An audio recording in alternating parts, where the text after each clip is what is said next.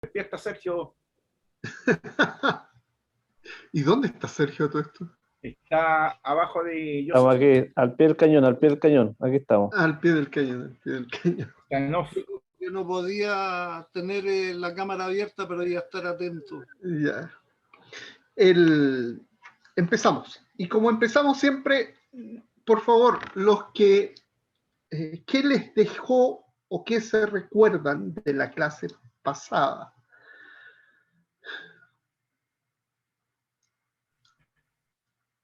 Los que estuvieron o los que los vieron después por video. Básicamente el hecho de que nosotros estábamos copiando de alguna manera la visión griega de lo que es la justicia, más que lo que es del aspecto bíblico. Creo que eso para mí me llamó mucho la atención, porque a veces uno repite como pollito todo lo que otros dicen, pero cuando uno va a la fuente, que es justamente una de las cosas que yo estoy tratando de enseñar a los hermanos de la congregación, que nos vayamos a la Biblia. ¿Qué dice la Biblia? Y obviamente que con la herramienta de estudios más limitadas, pero ¿qué dice? Porque ahí está la clave. Tenemos muchas doctrinas que son elucubraciones, por decir lo mínimo, de personas que tratando de presentar soluciones a algunos problemas, como por colocar uno de los casos, que es el aspecto de la pretribulación y todos esos detalles que uno ve que son constructos teológicos, pero no son constructos bíblicos que surjan de la palabra. Eso sería, digamos, mi comentario. Sí, si nos damos cuenta, no lo dije, pero debí haberlo dicho. Lo que quería decir en la clase pasada, además, y que se me fue, que la iglesia primitiva tenía una forma de interpretar la Biblia, y eso lo dije, hebrea, hebrea, con la centralidad de la resurrección de Cristo. Pero, ¿qué ocurre? Muere la primera generación de hermanos y la iglesia se vuelve gentil. Desde el segundo siglo, y ya aparece una mayoría no hebrea. Y entonces, como estos hermanos vienen de una cultura griega, vienen con unos lentes griegos.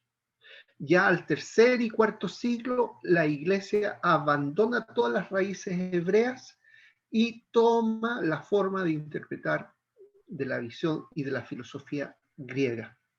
Y entonces ocurre lo mismo que ocurre en nuestra época. Tomamos elementos del mundo para mirar las escrituras. Ellos hicieron exactamente eso. Tomaron elementos del mundo para ver las escrituras, porque abandonaron las raíces hebreas y empezaron a tener una cosmovisión, o aplicar la cosmovisión griega a la Biblia. ¿Ya? Algo más, alguien más, un hermano más o hermana Sí, más. yo. Es el concepto que teníamos de justicia. Comparando, ¿cierto? Y entendiendo ahora que la justicia tiene relación directa hacia la gracia de Dios con nosotros, por la misericordia, y, y, y antiguamente hacia la salvación, por la justicia a la salvación, y hoy en día es la gracia de Dios en nosotros. Ese concepto de la justicia, eso es súper importante y como que aliviana mucho más de repente las cosas que uno hace o que comenta. Eso para mí. Entonces, no nos habíamos dado cuenta, pero es exactamente eso. La gracia, la misericordia, la fidelidad y la justicia en las escrituras actúan como sinónimos. Y yo les pedí, aunque no se los di como tarea, que buscaran este concepto de justicia en el sentido de buscar la teoría de Platón o de Aristóteles de la justicia. Sí, y si lo hubieran buscado, se encuentran que estas ideas de la distribución y de la retribución y todos estos conceptos que nosotros teológicamente manejamos y lo aplicamos a la escritura. Pero en la visión hebrea no estaba ese concepto, sino que como hice el triángulo de los niveles lógicos de la justicia, poniendo a la justicia y a la misericordia y a la fidelidad allá arriba, y allá abajo lo que sería el castigo y todo lo demás, y ahí podríamos meter al concepto de la retribución, de la ira, ¿ya? La justa retribución. Acuérdense que dije, la venganza del Señor es justa, pero no puedo decir que la justicia de Dios es vengativa, ¿ya? Y acuérdense también del concepto, Israel experimentó la justicia de Dios cuando Dios lo liberó. Por otro lado, Egipto experimentó los juicios y la condena y la ira de Dios, casi como daño colateral. ¿Qué ocurrió? Israel hablaba de la justicia, de la misericordia, de la fidelidad, y yo me imagino escuchando al egipcio dice, oh, el Dios de justicia actuó, y el egipcio diciendo, sí, nos destruyó, y la justicia de Dios nos destruye. Ah, espérate.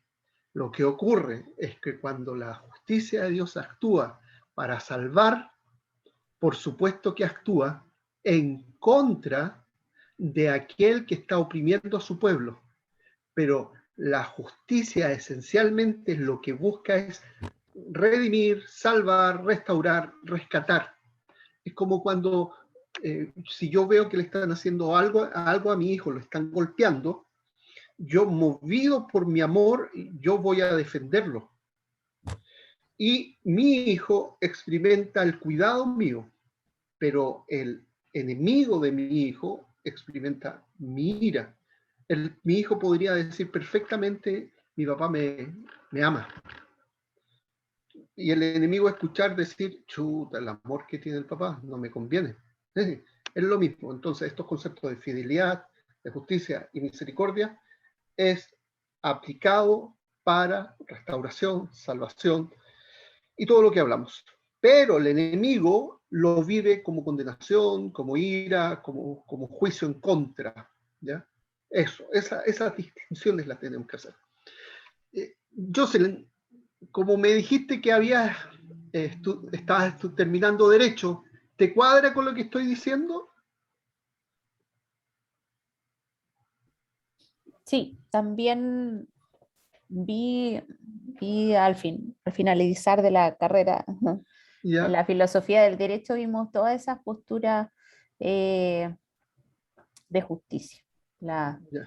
retributiva, distributiva, el tema que recuerdo un ejemplo que decía el profesor que no se puede, a ver, no sé si lo puedo explicar bien,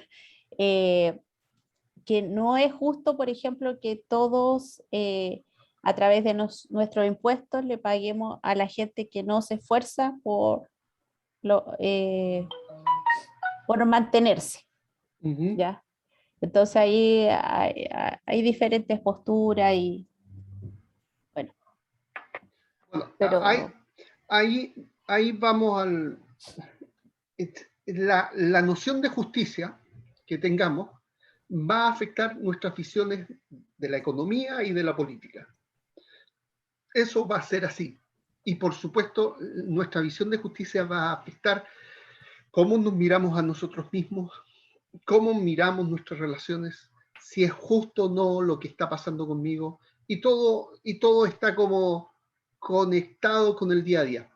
Hoy día vamos a empezar, voy a compartir de nuevo, siempre me confundo. Confucio. Sí, está con verde ahí, grandote, y yo me confundo. Problemas de daltonismo, viejo. Sí, Aleluya, perdóname, Señor. ya.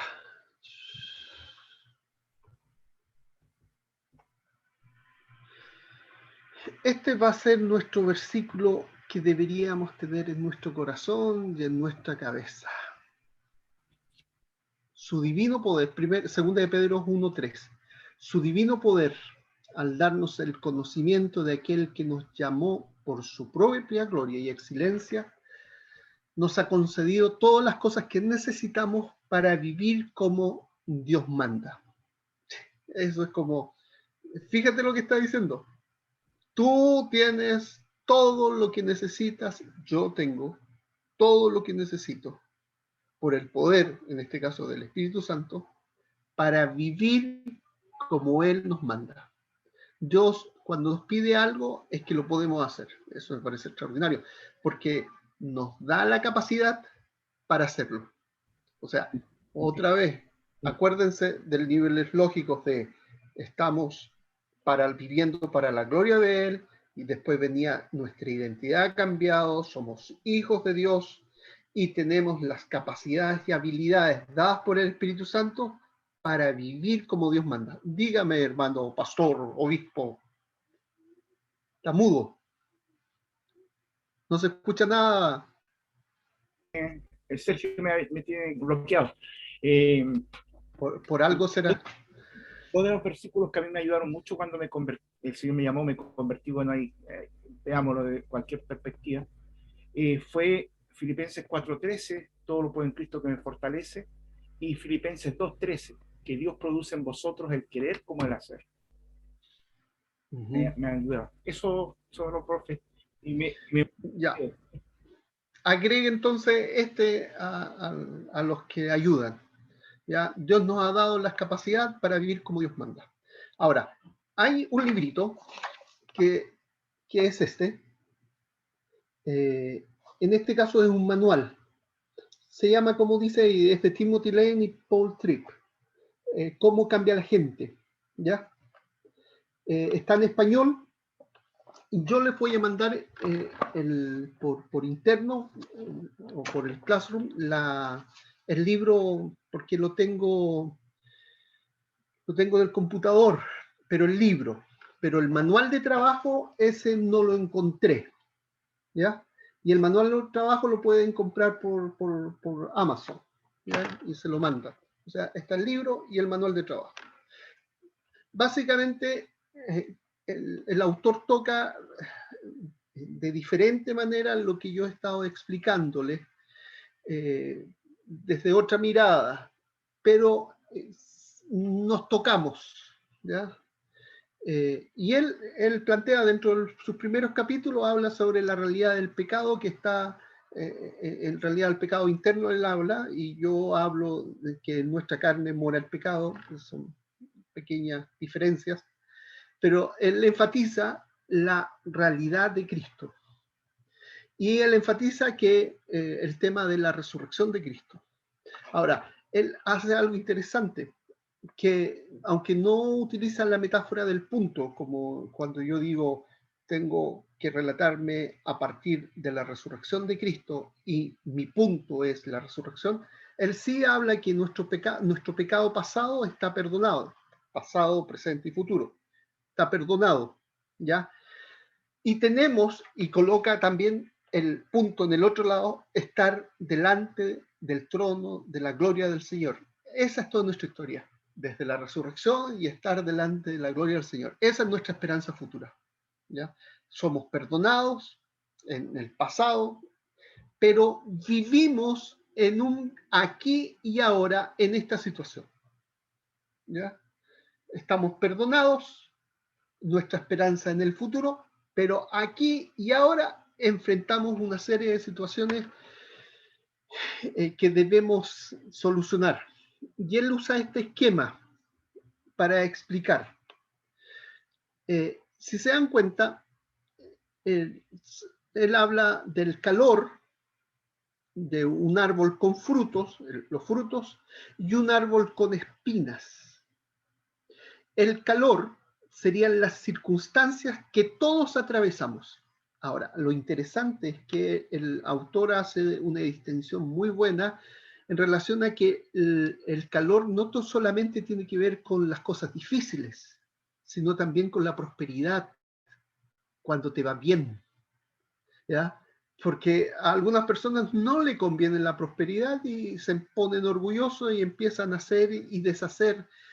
Y aún esas circunstancias, sean agradables o desagradables, el autor le llama el calor. Entonces, el autor utiliza esta metáfora de las circunstancias de la vida, sean buenas o sean malas, para llamarle en inglés heat, en español calor, y este calor va a producir en nosotros como árboles, ya sea que si la llevamos, la experiencia que estamos viviendo, sea buena o no buena, a la cruz vamos a producir fruto. Pero si no llevamos la experiencia, sea buena o mala, a la cruz, entonces vamos a producir espinas. ¿Ya? Es básicamente el autor, entonces, analiza lo que es el calor, las circunstancias que estás viviendo, ¿ya? Y cuando va a hablar de la cruz, el autor habla de nuestra identidad en Cristo como resultado de la resurrección de Jesús el Cristo. ¿Ya? A todo esto, la expresión, la palabra de la cruz que utiliza Pablo, no es tanto referirse tan solo a la muerte de Jesús. ¿Ya? La palabra de la cruz es el título que Pablo le da a todo lo que es Jesús es el Cristo, que murió en una cruz y que ese Cristo resucitó conforme a las Escrituras. Esa es la palabra de la cruz. Todo eso comprende la palabra de cruz. Entonces, cuando vivimos como cristianos circunstancias buenas o malas, el sol, y lo llevamos a la cruz, asumimos nuestra identidad, aún nuestro dolor, y lloramos a todo esto. Esto es una frase importante. Las lágrimas son para usarlas. ¿Ya? Las lágrimas no son para quedárselas guardadas, porque los dolores, cuando no salen y cuando no lloramos, se acumulan. Y cuando se acumula mucho dolor, estamos acumulando una posible depresión en el futuro, ¿ya? Por tanto dolor acumulado. ¿Por qué? Porque sencillamente no usamos, usando esta metáfora de nuevo, porque no usamos las lágrimas que Dios nos dio para usarlas, ¿ya? Y aquí algo interesante. Hay veces que las personas quieren, imaginémonos una llave y está goteando la llave, y está goteando, y las personas quieren cerrar la llave, cerrarla más, y la llave lo único que hace es seguir goteando, seguir goteando, seguir goteando. En realidad, lo que tenemos que hacer es abrir toda la llave y que salga todas las lágrimas y todo el llanto, y cuando la abrimos toda, finalmente sale todo y dejó de salir. Ya no hay gotera. ¿Por qué? Porque el llanto estaba acumulado, ¿verdad? Hay veces en que yo le digo a la persona que tiene que llorar por lo menos media hora en llanto y en oración, y no detenerse, no parar, hasta que venga una sensación de que Dios le habló detrás del llanto. ¿Ya? Eso, cuando está la tristeza presente, es llevar a la cruz la tristeza.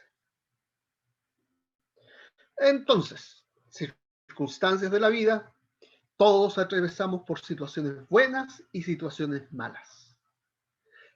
Cualquiera sea la situación, lo único que hace la situación revela lo que hay en nuestro corazón. ¿Ya? Acuérdense, el pastor José hace unas clases atrás citó el texto sobre de que del corazón nacen las cosas, bueno, las circunstancias difíciles nos muestran, nos revelan nuestro corazón. Las circunstancias fáciles también. Las circunstancias agradables y de prosperidad también revelan nuestro corazón. ¿Ya? Al necio, dice la Escritura, no le conviene la prosperidad. ¿Por qué? Porque muestra lo que hay en su corazón.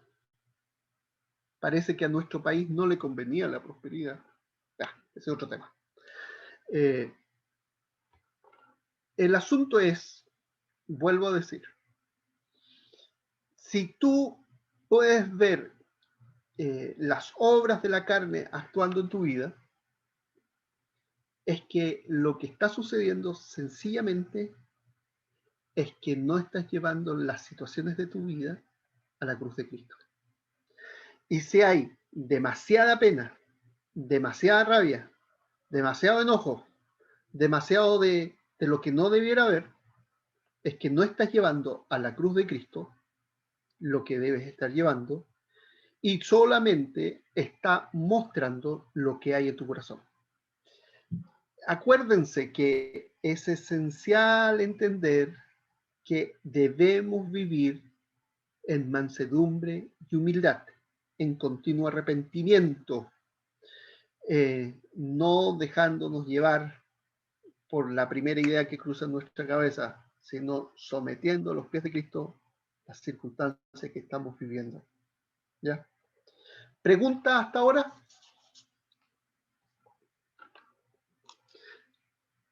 Acá está en inglés. Head, el calor, las circunstancias de la vida, qué es lo que tú estás viviendo, cuáles son tus situaciones,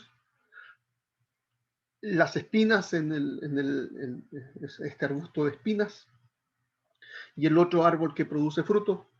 La única diferencia entre uno y otro es que el árbol que produce fruto es que la persona llevó a Dios las situaciones que está viviendo. Llevó a la cruz de Cristo. Lo voy a decir de esta manera otra vez. Utilizó el Evangelio para relatar lo que está viviendo. Cambió el contexto. El encuadre lo reencuadró y lo miró desde el Evangelio. Eso hace que produzcamos fruto. ¿Ya?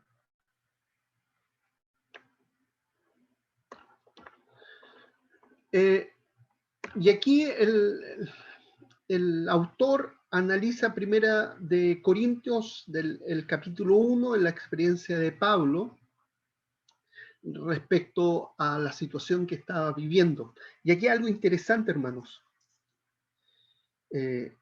La tristeza, las situaciones de tristeza que vivimos por la muerte de un ser amado, o por la pérdida de un bien, o por la enfermedad de alguien que queremos, o por un proceso difícil de la vida que estemos pasando, extrañamente se encuentra consuelo cuando asumimos que una vez consolado, ayudaremos a consolar a otros. ¿Ya? ¿Por qué? Porque se mira hacia el futuro, ¿ya? Y se mira y se coloca en la posición de yo ya voy a ser consolado. Y cuando Dios me consuele, yo voy a ser instrumento de consolación para el que necesita consuelo. Esa es la experiencia de Pablo en 2 Corintios capítulo 1. ¿Ya? Entonces, tengan presente entonces a la persona, ponerla en la posición, cuando le están hablando, en la posición del futuro, para plantearle de que cuando sea consolada, Dios va a actuar y no va a seguir quedándose ahí, sino que va a usarla como instrumento de consolación hacia otros. ¿Ya? Pero para ser consolada, la persona tiene que llevar su dolor, su tristeza, su situación difícil a los pies de Cristo, sabiendo que Dios está obrando y no olvidando la identidad, lo que yo soy para Dios en Cristo.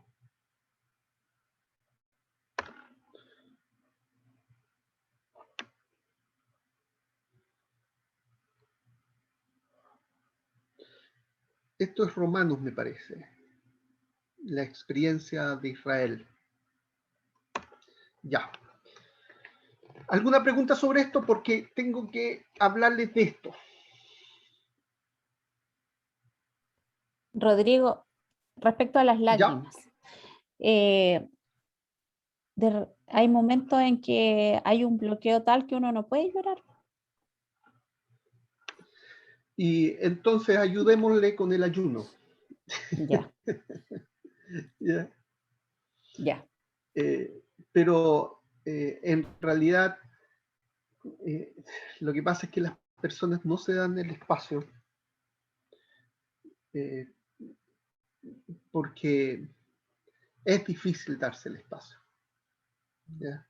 Pero es parte de asumir ciertas disciplinas, ¿ya? Sí, sí, es cierto, hay personas que no les resulta difícil llorar. Entonces ayudémosla con el ayuno Ya. y contemplación, pero es un acto de adoración, ¿ya?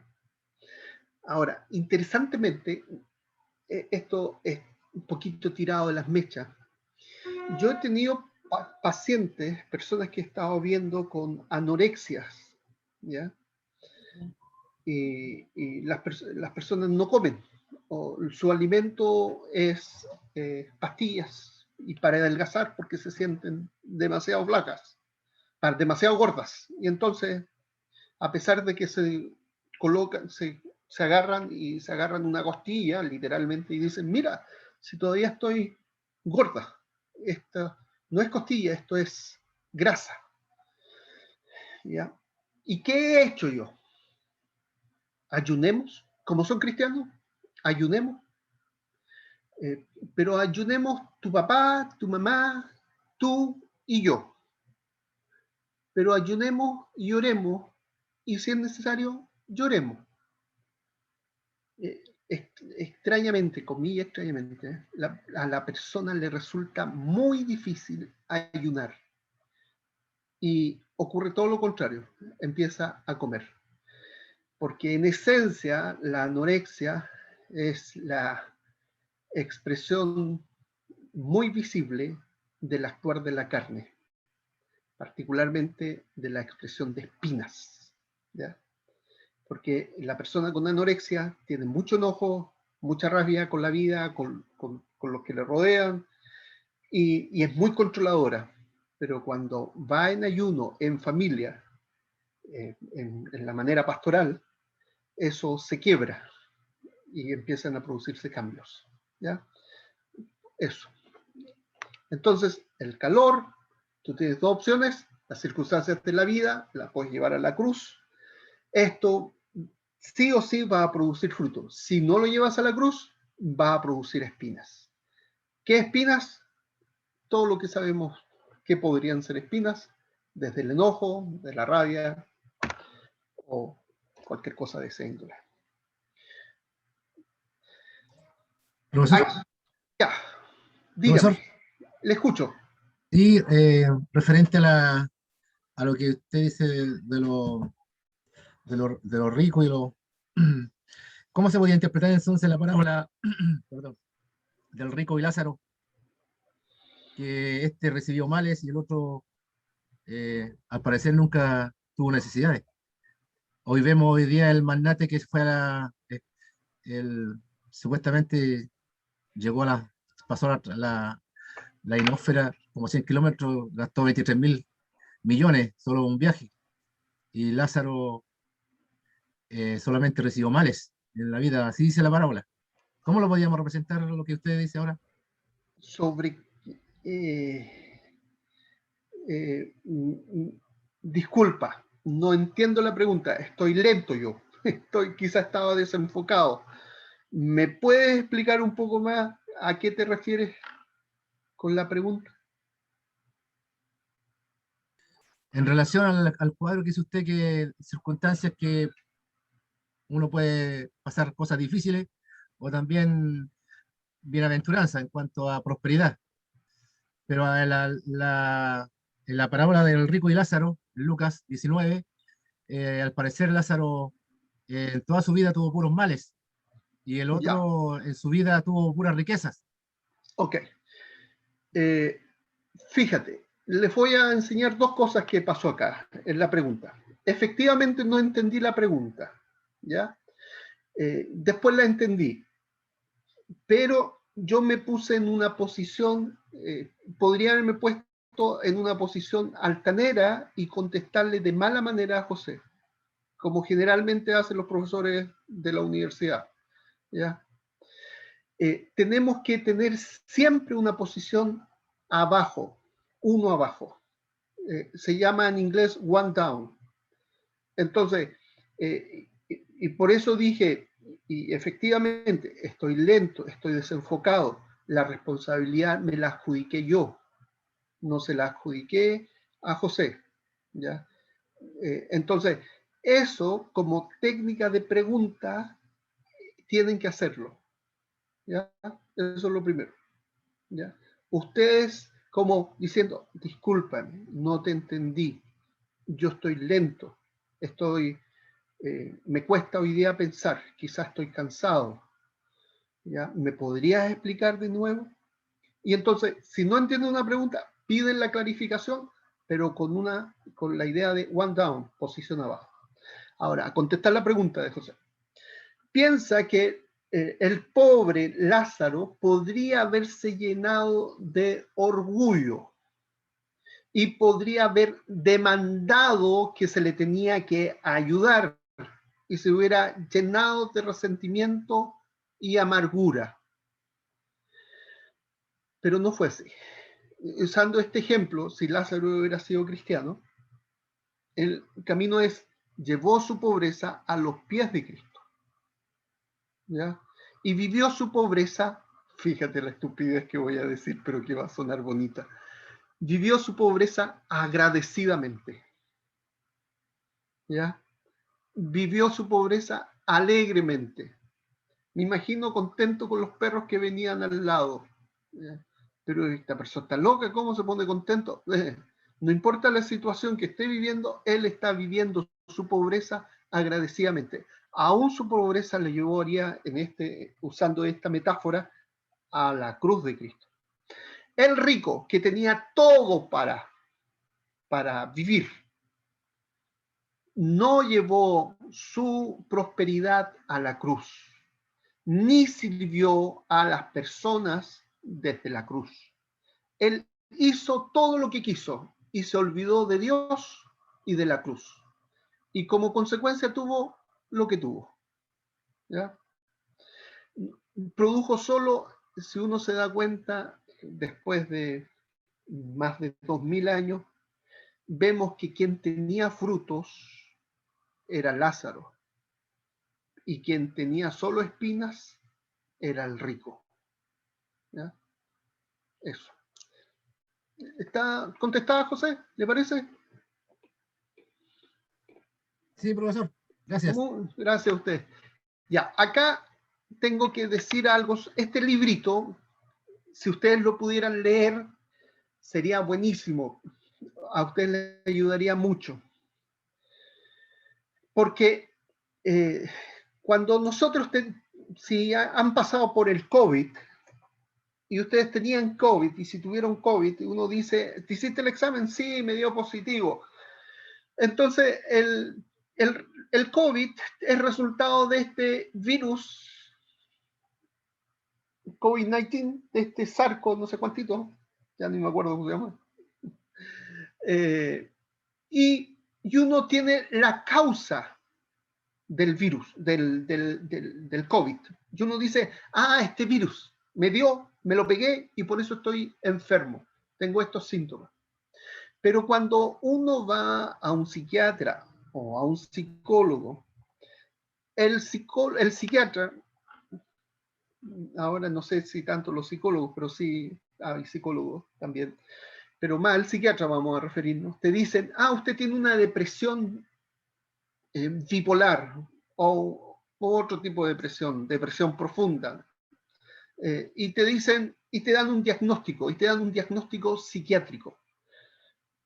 En realidad, todo diagnóstico psiquiátrico es tan solo una descripción de los síntomas que la persona está teniendo y no te explican la razón, la causa. No hay una causa un origen en el diagnóstico psiquiátrico. Solamente lo que hace el diagnóstico es decir que esta persona tiene estos síntomas. Y entonces agarran los síntomas que la persona tiene. No puede dormir, no puede concentrarse, no puede tener una conversación, y agarra la descripción que la misma persona hace en términos generales o que otros hacen de la persona y dicen, lo catalogamos y le dan una categoría en este diagnóstico. Pero el diagnóstico que te da el psiquiatra es descriptivo. Y aquí utilizo otra palabra, no es etiológico. Cuando digo etiológico me refiero a causal. No explica la causa, describe los síntomas. Entonces, en simples palabras, por decirlo de alguna manera, como para que me entiendan, el diagnóstico psiquiátrico termina siendo una metáfora explicativa, pero que no tiene fundamentos causales o etiológicos. ¿Ya? A lo más te dirán, y aquí el libro es genial en ese sentido, una persona que se convirtió a Cristo bastante entrado en años y él era médico y consejero antes de llegar a Cristo. Y entonces hace su crítica desde el cristianismo ahora. Prescripción y descripción. Creo que lo encuentran en Amazon para lectura online. ¿Ya? Se los recomiendo. ¿Preguntas al respecto? Profesor, hola. Sí, dígame. Mauricio, discúlpeme, yo le hablé antes, no sé si estaba, que estoy con algunas cosas acá, de repente los miércoles siempre se me cruzan algunas cosas. Sí, Mauricio, he tratado dígame. de no perderme, pero se lo he pierde. Escuchado. Sí, y lo trato de ver después y trato de responder. ¿Sabe? Yo estaba escuchándolo muy bien, nacido criado en el pentecostalismo. Con tres glorias a Dios, entonces. Exactamente, justamente, y dentro de esa cultura de la cual uno ha tratado por mucho tiempo de ir, cierto, qué sé yo, perfeccionando y abriéndose, porque en algún momento cuando uno era más joven te decían, con este no tienes que juntarte, con este no, porque este no, está aquí y acá y acá. ¿Ya? Yo también vengo del pentecostalismo. ¿ya? Sí, lo sé. Yo le conté a usted que nos cruzamos en algún momento en una situación bien compleja cuando usted era joven, todavía era soltero. Y yo fui a una situación que yo necesitaba, porque necesitaba aconsejar a una persona que había sido abusada. ¿Ya? Me acuerdo muy bien. Y usted me dio un libro que se llama Sin tener a quien clamar, una cosa así. Ya que me acuerdo. ¿Ya? Y cuesta esto que usted dice, la cultura del llorar. Quiero tocar eso, porque a nosotros en el pentecostalismo te enseñan que el cristiano tiene que andar siempre con una sonrisa. No sé si me explico. Ya, con la sonrisa. Ya, porque si andas triste, bueno, y tu Dios no es un Dios de victoria, y tu Dios no es un Dios de triunfo, y tu Dios no es un Dios que te lleva de triunfo en triunfo, de gloria en gloria, te llevo, como dice una canción. ¿Ya? ¿Y por qué estás triste? ¿Por qué y eso creo que es un daño terrible a la iglesia. No sé si usted lo comparte, lo que están acá, ¿ya? Por lo mismo, porque la gente no expresa su sentir, no expresa y se esconde, ¿ya? Y creo que eso no es bueno. Por eso creo que es importante esta consejería, porque ayuda mucho para que cuando alguien se nos acerque, en vez de reprender, porque a mí me tocó ver eso cuando era muy muchacho, que gente llegaba triste y se acercaban los hermanos, los pseudo profetas, y estaban reprendiendo ese espíritu de tristeza. Y yo lo miraba y decía, ¿por qué? Yo no lo entendía, ¿ya? Y por eso uno decía, ¿qué pasa? No sé si estoy hablando quizás algo fuera de esto, pero creo que es necesario expresar los sentimientos, como usted lo dijo, es expresario, si es necesario llorar, darse el tiempo, y que la iglesia tenga su espacio. No sé si me expliqué o no, o si usted me dice, estás loco o estás en lo correcto o no. Mira. ¿Después, Rodrigo, quiero hablar? Ya, dígame, José. No, después de que le responda a mi hermano. Ya. Hay otro libro que habla sobre consejería bíblica en la iglesia. Y el autor se plantea de que nosotros deberíamos tener la confianza de llorar en comunidad, ¿ya? Y que deberíamos preocuparnos cuando como iglesia no lloramos como comunidad, ¿ya? Cuando no tenemos a alguien que abrazar, o varios hermanos los que abrazar, y simplemente tener un hombro en el cual llorar. Tener a alguien al lado, que es la definición de consuelo, uno que actúa en paracleto, ¿ya? A todo esto, la palabra paracleto es griego, y la palabra terapeuta es de origen latín, y significa lo mismo, uno que está al lado, ¿ya? Entonces, si es que como iglesia no tenemos esas instancias de llorar en comunidad, tenemos que preocuparnos que no andamos bien, ¿ya? Porque la fortaleza está dada del cristiano porque es en comunidad, somos un cuerpo. Y ahora, José, diga.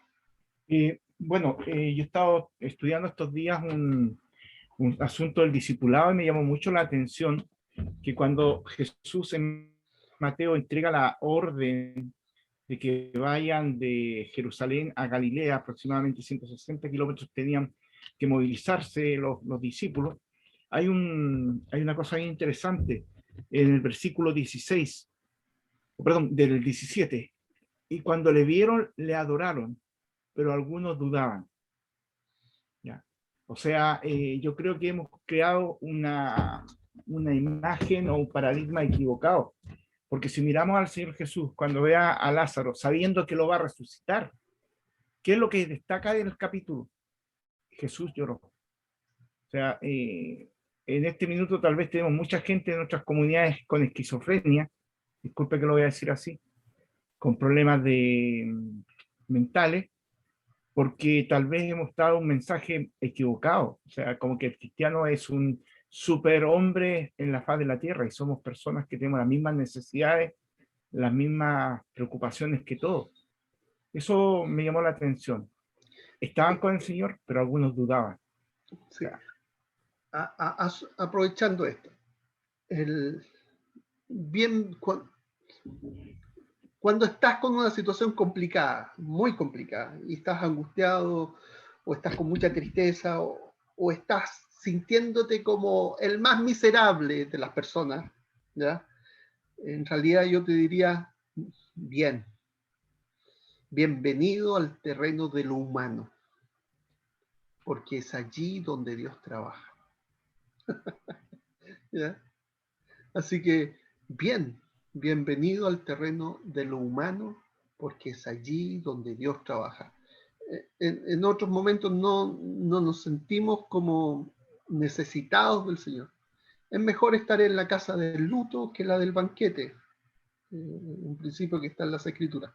Ahora, volviendo a este librito, descripciones y prescripciones, todo pastor tiene que leérselo, particularmente si anhela ser un buen consejero. ¿Por qué? Porque le aclara así bien, de que los diagnósticos que las personas vienen desde el médico, desde el psiquiatra, son solamente descripciones de síntomas, pero no hablan de la causa. El problema es que estas descripciones de síntomas que no hablan de la causa terminan siendo profecías autocumplidas, autocreadas y autoeternizadas. Uno mismo se cree el cuento y termina diciendo, sí, el doctor me diagnosticó con depresión, ¿ya? Y termino, y entonces yo soy depresivo. Fíjate, es como decir yo soy, no sé, COVID-19. No. El COVID-19 es un virus que te dio y te produjo todo esto, síntomas. Pero no eres el virus. Es lo mismo en el cuento de la depresión. No eres la depresión, no eres depresivo, no eres angustiado, no eres angustioso. Estas son descripciones y que tienen que ver con la interacción. Y volvamos a nuestro dibujito. ¿Estás llevando la situación a la cruz? No, no la estás llevando. Estás produciendo espinas. ¿La estás llevando? Sí, estás produciendo fruto. Y aquí, este es un esquema que da para varias clases. Estado deseado versus estado actual. Si tienen un cuadernito ahí, les voy a pedir que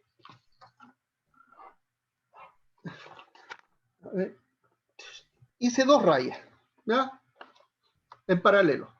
Pero fíjense, en la primera raya le voy a poner estado actual, EA. La segunda raya le voy a poner estado deseado. A ver, ¿se ve? Sí se ve. Estado EA, estado actual, estado deseado. Y antes del estado actual voy a poner he visto la fidelidad de Dios actuando.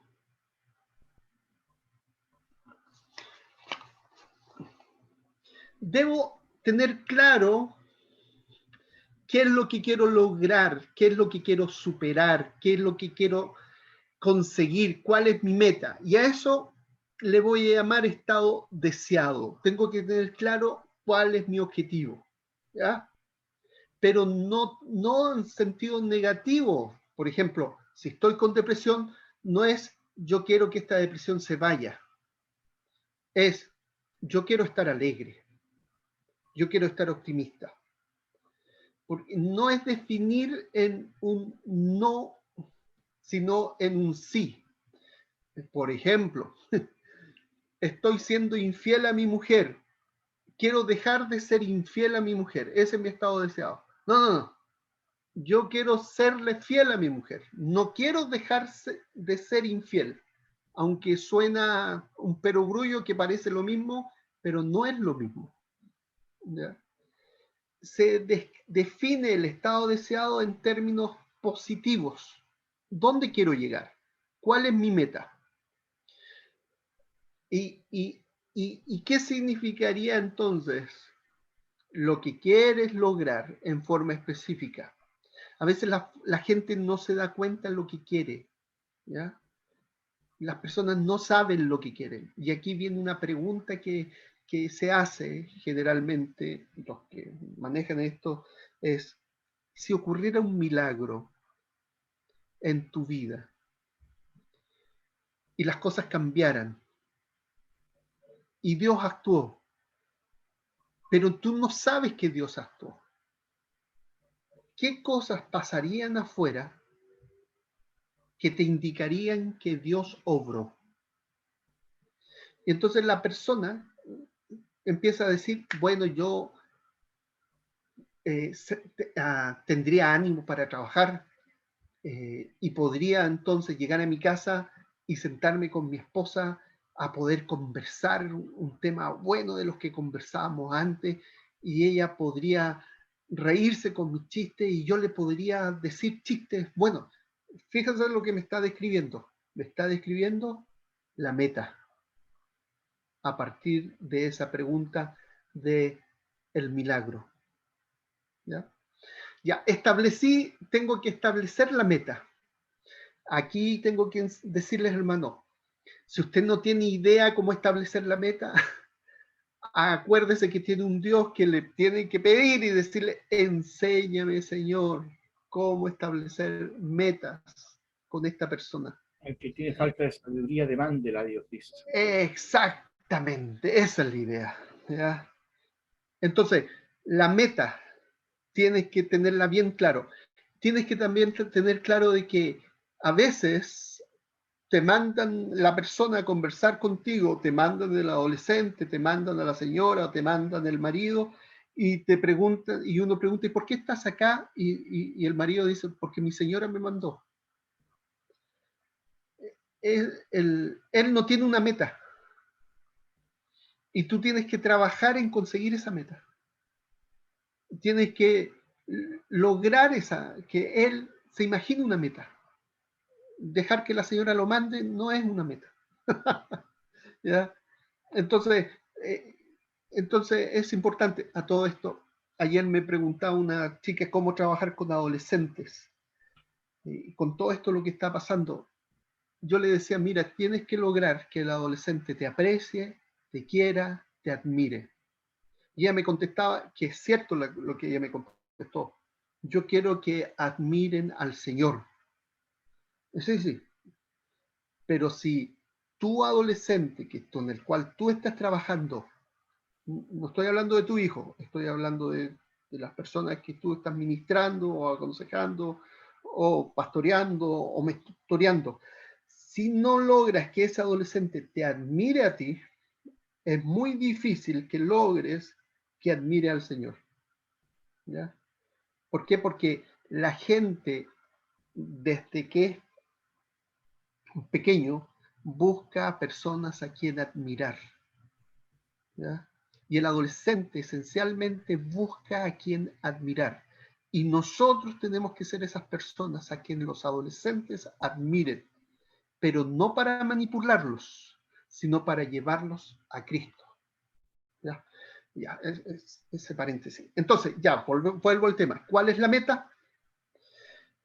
La situación actual, ahí debería decir la situación actual y no... Actual.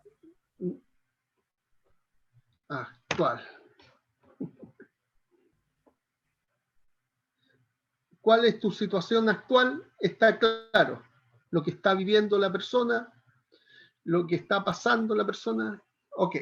Y aquí, cuando le digo que escriba antes del estado actual, ¿dónde he visto la fidelidad de Dios actuando en forma concreta? ¿Ya? De manera así, concreta. Les voy a contar algo que el Señor me sorprendió. Yo quería comprar un auto acá porque mío ya murió o está por morir, y entonces quiero comprar un auto y me fui a un remate y iba con $8,000, $9,000 para comprar un auto en un remate con un amigo que va a remates porque aquí tienen que tener licencia para entrar a los remates. Bueno, entré con ese amigo que tiene licencia para los remates y fuimos a ver los autos y están caros en todos lados, allá en Chile y acá también. Lo he usado, no sé por qué, pero están caros. Y el asunto es que no había mucha posibilidad de comprarse un auto como el que quería. Y de repente aparece una camioneta, un Dodge Durango. Y digo, a ver, intentemos. Tengo 3 minutos para decidir si me lo compro o no me lo compro. Empezó el Dodge Durango, $16,000. Nadie lo compró. 14,000, nadie lo compró. $8,000. ¿Ya? Y ahí dije, ofrece. Y otro ofreció 8,000, otro ofreció 8,250, y yo terminé ofreciendo $8,500. 8,500 la 1, 8,500 los 2, 8,500 las 3. Me compré el Dodge Durango que vale $20,000 en 8,500. ¿Ya? Ok. ¿Qué estoy haciendo? Aparte, estoy contento con mi auto, ¿ya? Porque jamás pensé que me iba a comprar ese auto, porque yo solo tenía hasta $9,000. No podía pasarme más allá porque mi presupuesto no me daba. El asunto es que vi que Dios me sorprendió. ¿Y qué puedo mirar hacia atrás? Primero tengo que asumir que debía haber ido y conversar con mi amigo, debía haber ido al remate y debía haber esperado que Dios actuara. Y que si Dios no actuaba no era el momento, pero que si Dios actuaba me va a sorprender. Pero no me quedé en la casa diciendo no va a pasar nada. Ok, y ahí yo saco lecciones porque he visto la fidelidad de Dios en esto. En que yo me paré, me contacté con alguien y fui e hice lo que tenía que hacer. No me quedé quieto. ¿Ya? No perdí antes de empezar. Entonces yo vi la fidelidad de Dios actuar. Fíjate, ¿y qué hago entonces? Yo ya vi la fidelidad de Dios actuar, pero yo actué. Entonces yo puedo decir ahora a la persona que estoy viendo el estado actual y el estado deseado y decirle, entonces, ¿cuál es tu meta? Ya tenemos claro tu meta. Vamos a escribir qué hiciste para conseguir tu meta. Y vamos a aplicar lo que hiciste en el pasado al presente. Porque, y aquí viene algo, miremos al pasado para buscar nuestros triunfos. Miremos hacia el pasado buscando cómo la fidelidad de Dios, ahí está mal, falta una H de nuevo, ha actuado. ¿Ya? Miremos y apliquemos estas situaciones del pasado a la situación de cambio del presente. Porque así como Dios actuó en el pasado, sorprendiéndome, también va a actuar en el presente, sorprendiéndome.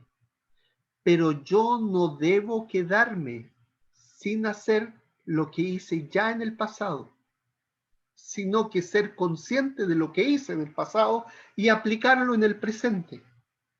Porque Dios así como me respaldó antes, me va a respaldar ahora, mientras haga lo que hice antes. ¿Ya? Entonces es centrarse en las fortalezas y no en las debilidades. Es centrarse en los recursos, no en las carencias. Es centrarse en lo que tienes, no en lo que no tienes. Entonces, no está. Entonces, pregunto, ¿qué les pareció? Estado actual, estado deseado, ver la fidelidad de Dios actuando en el pasado, aplicarla en el presente y hacer inclusive una especie de mini metas, tener claro cuáles son mis fortalezas, tener claro cuáles son mis historias del pasado en el cual el Señor me rescató y desde esa aplicarlas al momento presente y a lo que viene. ¿Algo que decir, hermanos? Porque hoy día vamos a hacerla corta, no la vamos a hacer tan larga como las otras veces. Bueno, básicamente, Rodrigo, hay algo que es interesante poder ver, que uno de los problemas que tenemos todos es la procrastinación, que es dejar para mañana, para después, acciones que tenemos que realizar. Y eso inhibe el mover de Dios. Dentro de todas las cosas, en lo que está afectando mucho el trabajo pastoral, sobre todo en la zona donde Talcahuano, Concepción, es que muchos se han dejado de estar, se han conformado con lo que tienen, pero no están procurando crecer. Por lo tanto, como ellos no crecen, no ayudan a crecer tampoco a la congregación, porque si la congregación crece, se presentan desafíos más grandes. Y ahí, digamos, por lo menos en lo personal, yo mismo en este instante terminé un curso de liderazgo con una entidad internacional. Estoy trabajando con el desarrollo de la década de ser discípulo, que es un tema que me apasiona, y quiero aprender para poder enseñar. O sea, para mí es, si quiero cumplir el objetivo, el mandato que el Señor me dio, tengo que invertir tiempo, recursos y para poder alcanzar las metas. Yo creo que eso falta en muchos. Y lo estamos viendo de los 25, ¿cuánto estamos quedando? Sí. Ahora, viendo este modelo, estado actual, estado deseado, mirar hacia el pasado para buscar los recursos. Ejemplos concretos, por lo menos 3 o 4, ojalá 5, de qué manera Dios te respaldó en el pasado. ¿Qué cosas hiciste para que sucediera y que Dios usó para que pasara el éxito del pasado. Puede ser una situación difícil que te hayas metido, o un desafío, puede ser un pecado personal, ¿ya? Que pensaste que iba a ser un desastre en tu vida, pero sin embargo te humillaste, buscaste al Señor y el Señor te respaldó y te solucionó el tema. O puede ser una cosa sencilla como haber conseguido un trabajo determinado, que pensaste que nunca lo ibas a conseguir. Entonces, 3 o 4 cosas, ojalá 5, en el pasado. Y entonces, aplicarlas ahora, las habilidades que usaste en el pasado, para conseguir estas metas del futuro. Ahora, el pastor José está apuntando a algo muy bueno. ¿En qué sentido? En que la gente no está motivada para el cambio, porque el cambio le incomoda, ¿ya? Ahora, nosotros, si queremos hacer la pega delante del Señor, tenemos que buscar la transformación nuestra, de nuestras familias y de nuestras relaciones, de nuestra comunidad, porque el Evangelio es eminentemente transformación. Alguien diría transformacional, ¿ya? Y si no hay transformación, entonces estamos cojeando. Pero, como dice alguien, somos los que somos y los demás, palomo. ¿Algún hermano o hermana más? ¿Cómo, Rodrigo, cómo no confundir la voluntad de Dios con mi voluntad? Con querer como a veces ayudar a Dios, pero a conseguir finalmente lo que yo deseo y no lo que realmente me conviene. Tienes que, a ver, primero hay una gran cosa que hay que definir. ¿Es pecado o no es pecado? ¿Ya? Ya. Por ejemplo, no sé, nos faltará el hermano o la hermana que quiere cambiar el marido, la señora. Como, no, ¿qué me estás hablando? No se puede, no, ya. Entonces, tú ya distinguiste y dijiste, no, eso es absolutamente carne, no es del Señor, ¿ya?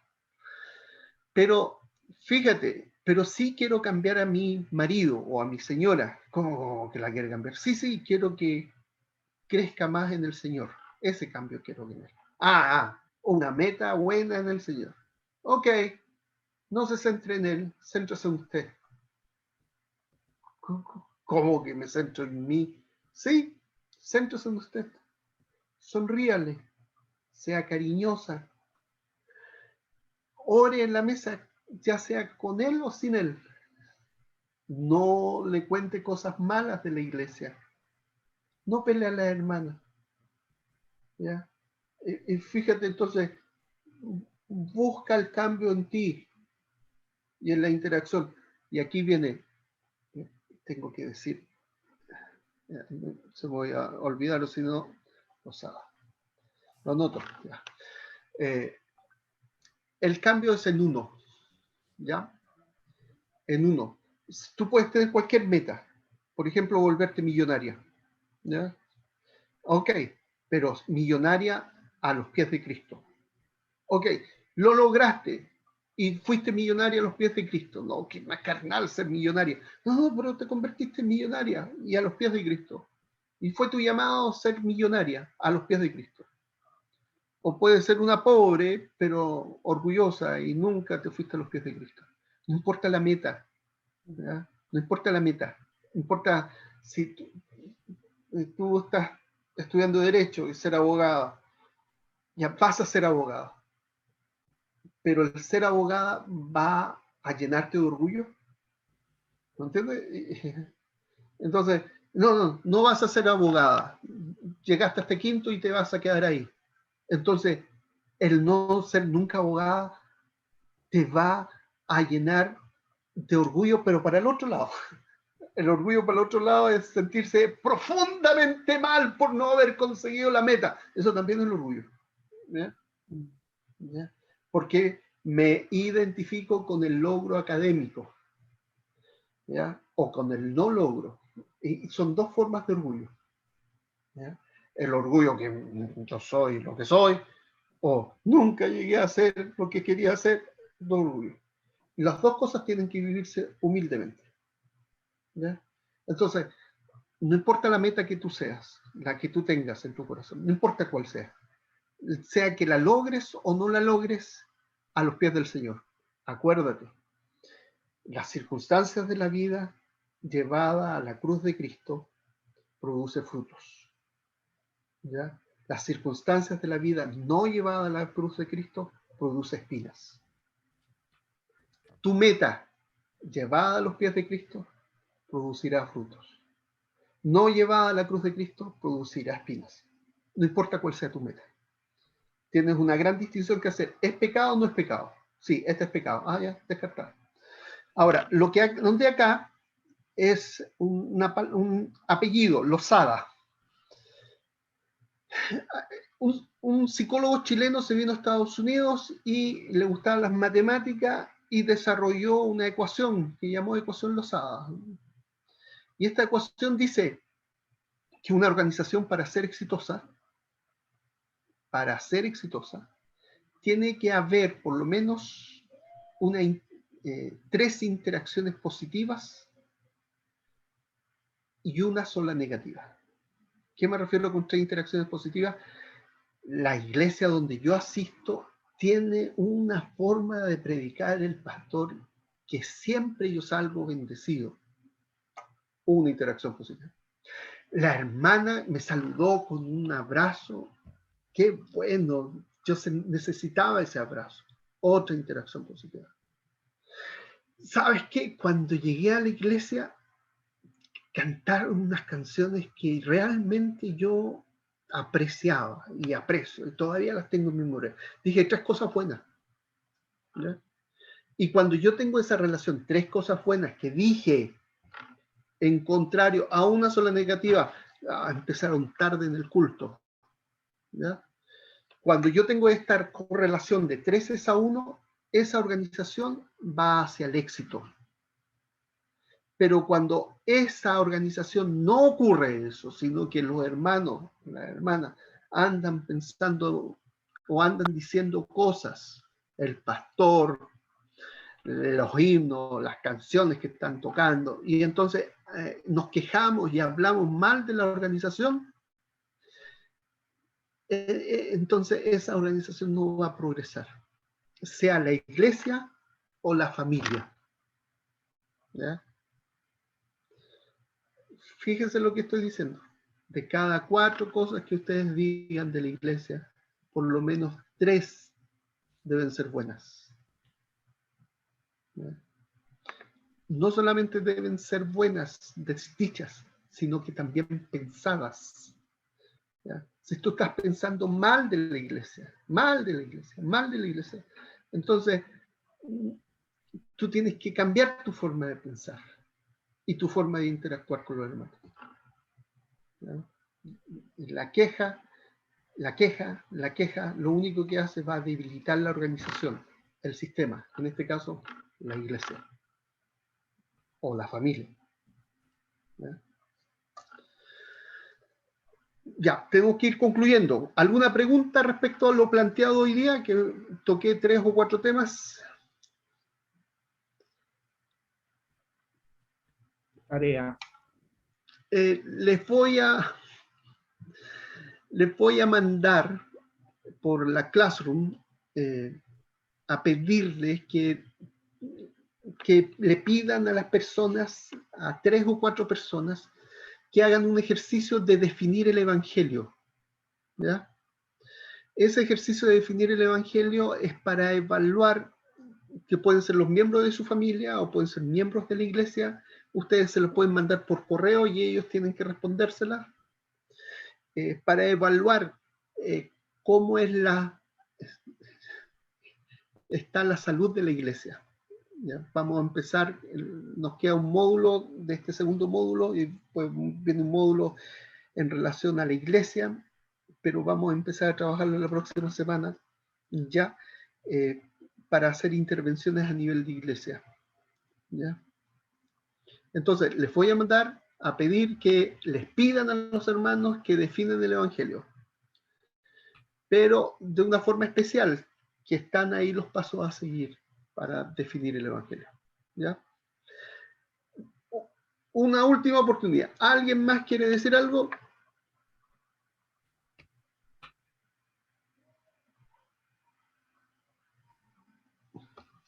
Profesor, Dígame, José. con respecto a al programa que bajamos de las Biblias, ¿Ya? lo bajé en mi computador, pero me costó un poco porque todo salía en inglés. ¿Cómo se puede hacer ahí? Dijo usted que si cuando no salía, usted iba a mandar las Biblias. Ya. Voy a Que me falta compartir. un poco computador.